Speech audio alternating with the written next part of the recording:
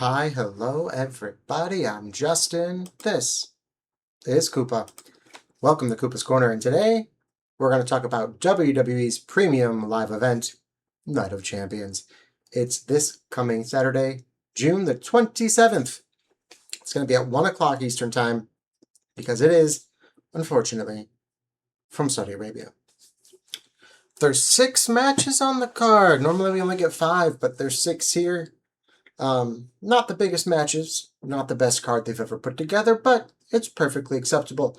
We're going to go through them, and I think that they're probably going to start off with the King of the Ring match, and that's because they have promised that the first 2 matches would be the King and Queen of the Ring matches, and they would be on ESPN, regular ESPN, before switching over to the premium version that you have to pay $30 a month for.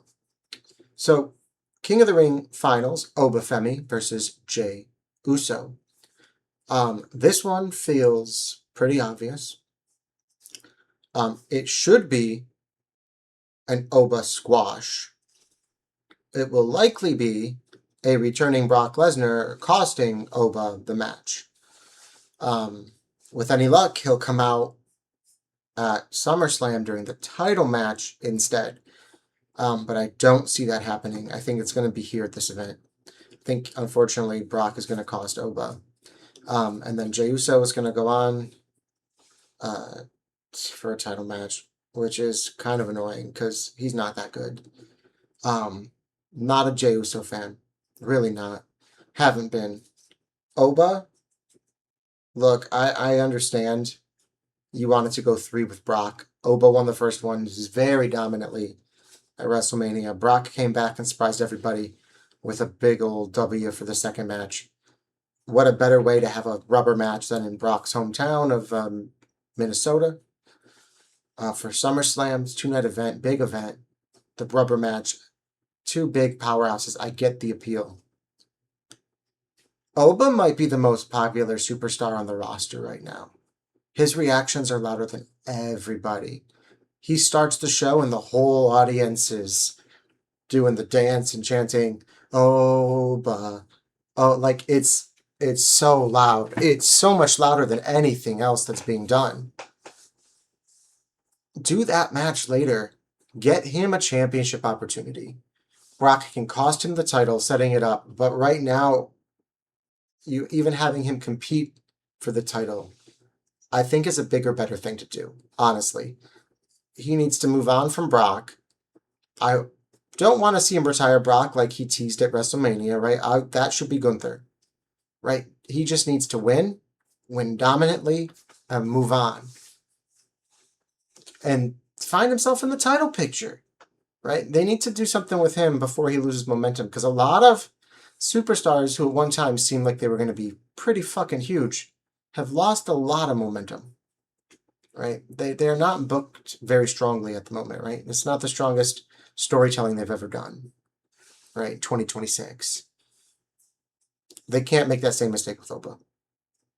So, I think Oba squashes Brock. Brock questions whether he still has it. Gunther comes out. Gunther tells him, you don't still have it. Gunther retires him, right? It's his whole gimmick. Let him do it.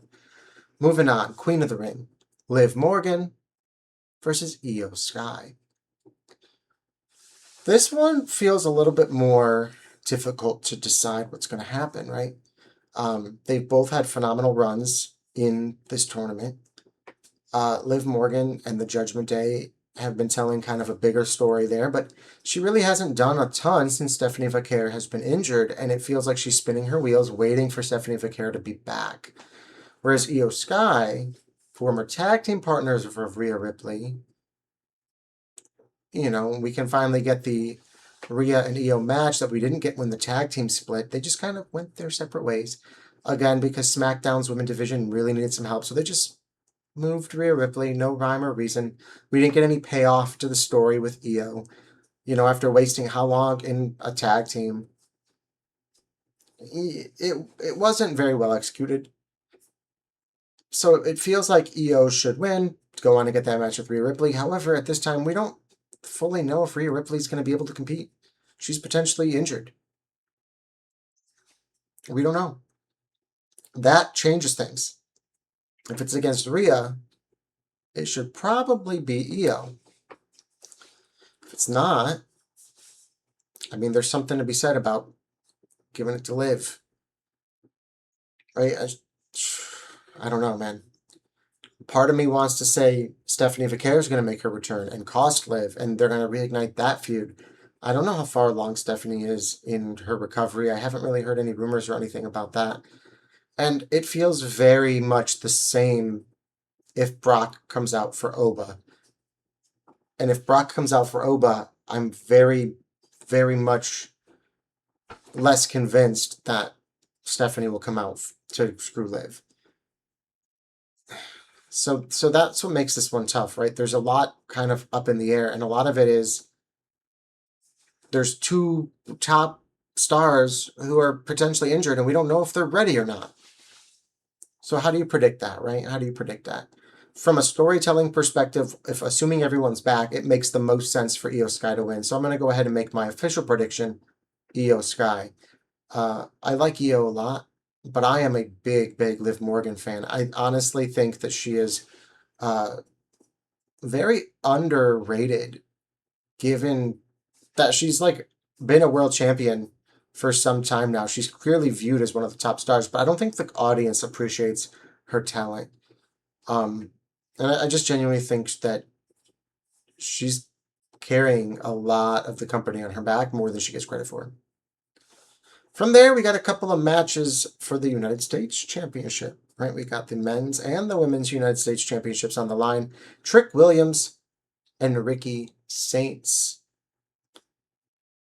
I don't really know much of the story behind this. Like, I haven't seen too much. I don't...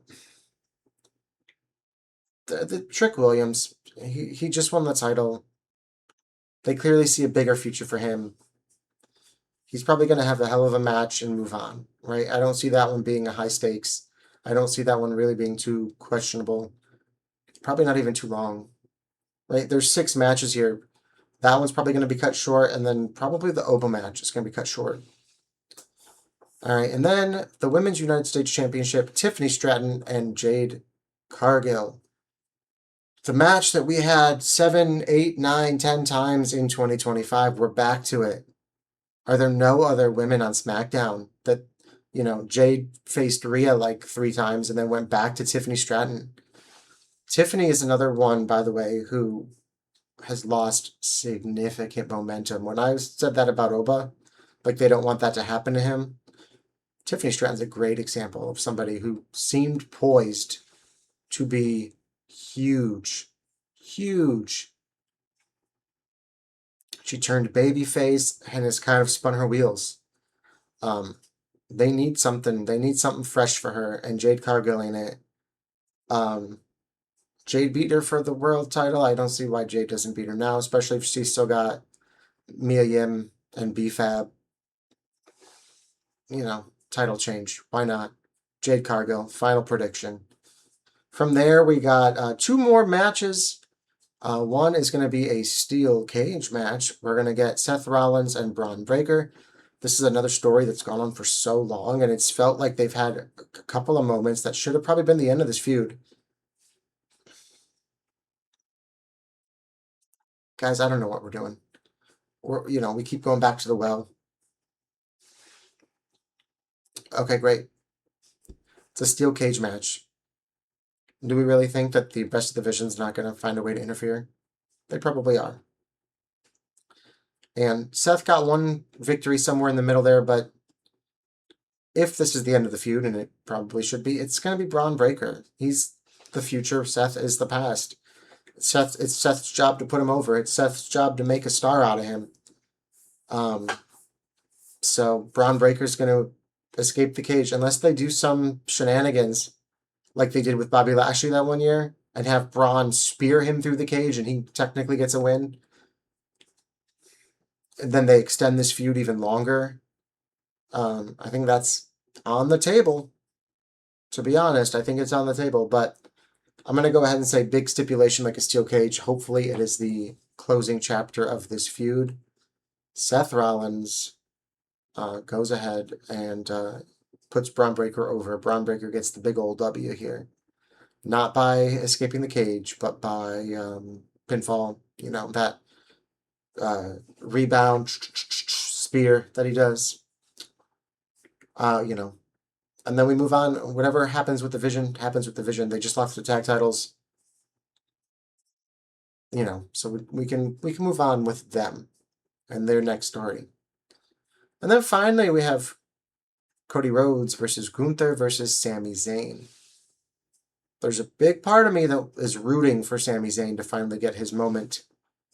Saudi Arabia, you know, in front of the Arabic crowds. Sami Zayn will be treated like a favorite there, even though he's been kind of a heel recently. Sami's not wrong in his heel claims either. That's what makes him so compelling, right? The audience just turned on him. He didn't do anything. And he says that. And he was right. That's exactly what happened. They turned on him because they like Trick Williams better. They kind of double turned there just by the way the crowd was reacting. They didn't really do anything to turn. Could be his moment. Could finally be his moment. Probably should be Gunther.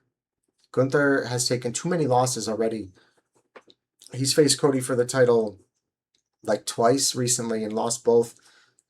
Albeit thanks to shenanigans, right? The one time his foot was under the rope, should have been a rope break. The other time, Sami Zayn screwed him. But Gunther is too valuable to be taking this many losses, right? It probably should be Gunther. That being said, it's always a safe bet to bet Cody. They love Cody. They don't like Cody to lose, particularly at a B-level event like this. That means there's a case for all three men. I'm going to go out on a limb, if you can call it that, and say that Cody wins. Unfortunately, Cody wins. Sami Zayn should win. Gunther should win. Cody Rhodes will win. Right? I'd be happier with any of the other two. I wouldn't be happy with Cody retaining. I don't want to see him with the title any longer. I could get behind a Sami Zayn victory. He deserves it after all he's done. He deserves a run with the title. Jinder Mahal had a run with the title. Why can't we give one to Sami Zayn? You know, and then Gunther. I'd be happy with Gunther because Gunther should be more dominant. He should be more dominant. He's the career killer. He retired Bill Goldberg. He retired AJ Styles. He retired John Cena. And then he's done nothing. Nothing since. If he loses here, he needs to move on to that Brock Lesnar feud. Right? He should. I don't know if he will. I think, honestly, the Sami Zayn moment, though, would be great. And then, you know, he could take it to SummerSlam, and from there, if you put it back on Cody, if you have him face Jey Uso, if you have him, you know, there's a history. Sami was in the bloodline. There's something to be said for it. I think it's the most compelling option, to be honest. Anyway, I was kind of rambling a little bit, a little less coherent, you know. But those are my predictions, guys. Night of Champions, Saturday, June 26th, or June 27th. Sorry, June 27th. Let me know in the comments, who do you got winning that triple threat for the WWE Championship? Thank you so much for watching, guys, and we'll see you in the next one.